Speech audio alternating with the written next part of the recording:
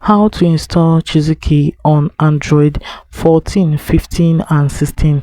Hi, welcome to GitHub Fix. In this video I'll be sharing with you on how to install Shizuku on Android 14, 15 and 16. The first thing you have to do is to go to your Chrome browser, type in GitHub Shizuku. So it's going to take you to this interface where you have to click on this first link here. Scroll to the very end. So right here you're going to see the latest version. You just click on it. Right here you just have to scroll and click on this first link here. So right here you can actually download it.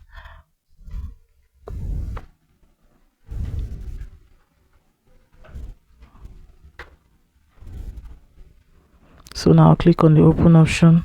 So right here you can see it from this option. You can make use of it the way you want to make use of it. You can even open it on your device and have full access to it. So guys, I believe with this you'll be able to install Shizuku on Android 14, 15 and 16. If this video was helpful, please do well to follow GitHub Fix for more fun tricks that make money. Thanks for watching.